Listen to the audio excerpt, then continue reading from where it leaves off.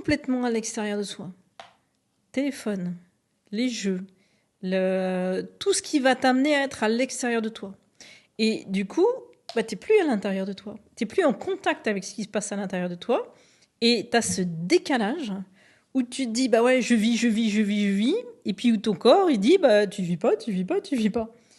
Et comment arriver à réguler ce phénomène-là de, bah, j'ai l'impression que je vis, mais en réalité, bah, je suis en difficulté, je sens que je traîne la patte. Donc il y a des moments où je vis parce que je suis dans mon truc extérieur, et il y a des moments où je vis pas du tout parce que je suis pas à l'intérieur de moi. Souvent l'hypnose, ça fait super peur.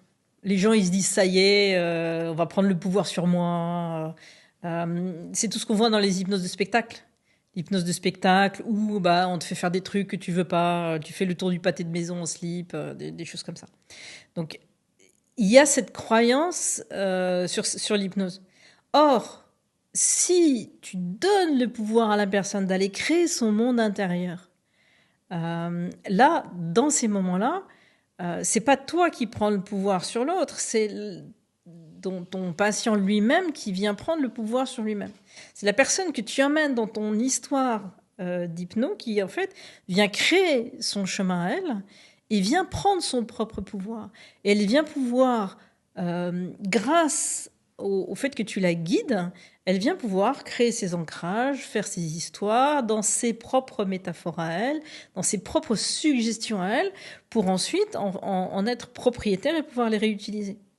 Donc souvent, les gens qui viennent voir un hypnothérapeute, au départ, ils ont très très peur parce qu'ils ont cette croyance que tu sais et que tu vas leur faire découvrir des choses sur eux-mêmes qu'ils ne savaient pas. Mais toi, tu peux pas leur faire découvrir des choses qu'ils ne savent pas, puisqu'ils le savent, puisque c'est eux qui sont propriétaires de leur vécu. Oui, mais il y a vraiment des abus aussi par rapport à des hypnothérapeutes. Il y a de réels abus aussi. Alors, si à un moment, tu vas voir un hypnothérapeute et que tu te sens pas bien, que tu te sens manipulé, que tu te sens... tu vas le voir une première fois et tu te dis « Ah, j'ai pas envie », surtout n'y retourne pas. Il y a des abus. Il y a clairement des abus. Mais bien sûr, parce que l'hypnose qui est faite en cabinet, c'est la même racine que l'hypnose de spectacle.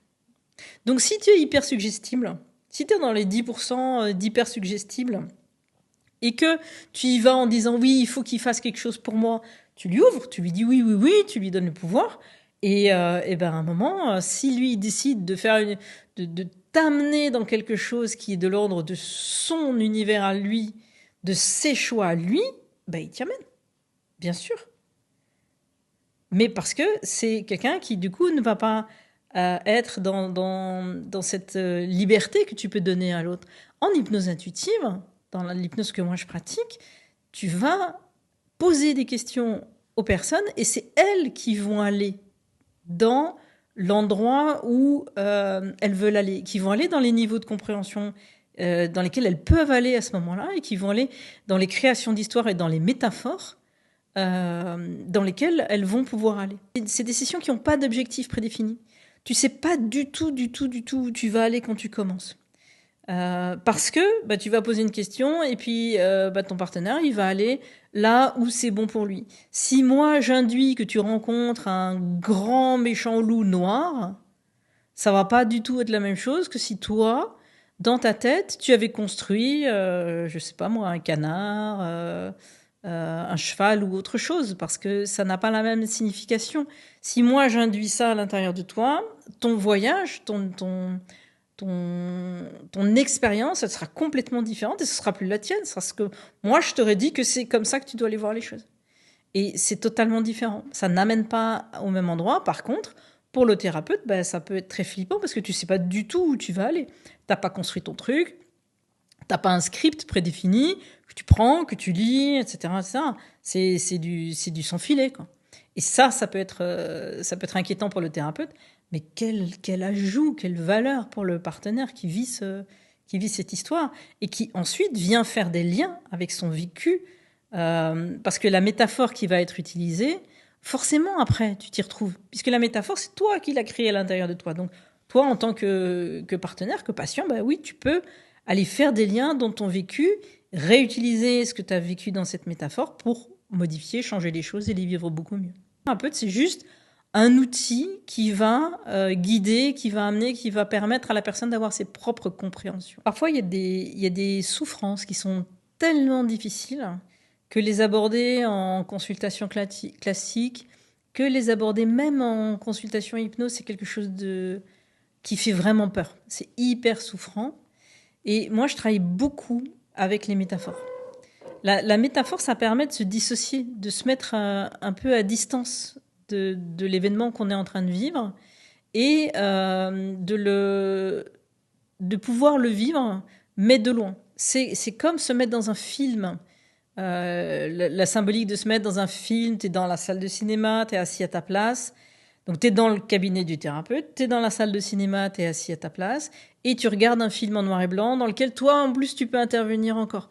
Et ça vient mettre de la distance, qui permet de pouvoir rejouer une situation en apportant de l'expérience de toi aujourd'hui en couleur, puisque tu as évolué par rapport à la situation que tu as vécue, et qui permet aussi de mettre à distance, puisque c'est noir et blanc, puisque c'est loin, puisque tu peux faire un arrêt sur image, ce genre de choses, pour travailler sur des traumas psy. C'est vraiment des techniques qui permettent de mettre à distance la souffrance et qui sont avec des gens qui au départ viennent en ayant très très peur, ils se rendent compte qu'il y a cette respiration de se dire ok, ouais, ça va quoi.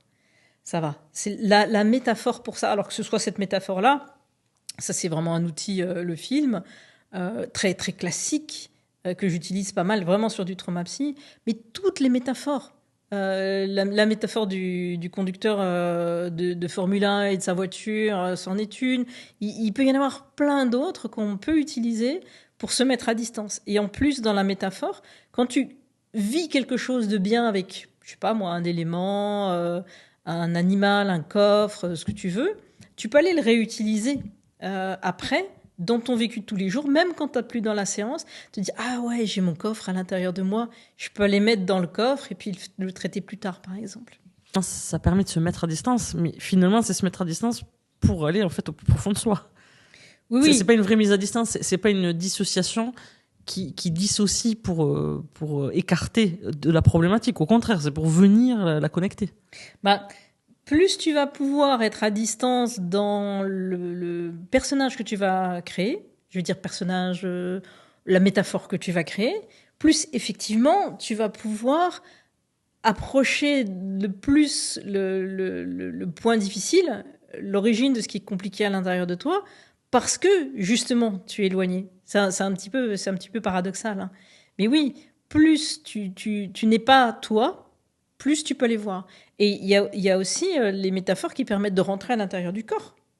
Tu te crées un petit bonhomme, un petit explorateur, hop, avec son petit sac à dos, et qui va rentrer, et qui va aller regarder, dans ton cœur, qu'est-ce qui se passe, quoi, par exemple. Ou alors, tu sais, des gens qui ont mal à la gorge, qui ont du mal à dire les choses, etc. Ils savent pas comment faire. Le petit explorateur, il va regarder, c'est quoi ces épines ? Qu'est-ce qu'elles sont ? Comment elles sont physiquement à l'intérieur ? Donc, il va explorer, il va dire, ouais, celle-là, ça pique, ça, c'est ça machin. Et puis après, quelle est la signification qu'elles ont ? Pourquoi elles sont là ? Qu'est-ce qui les a créées ?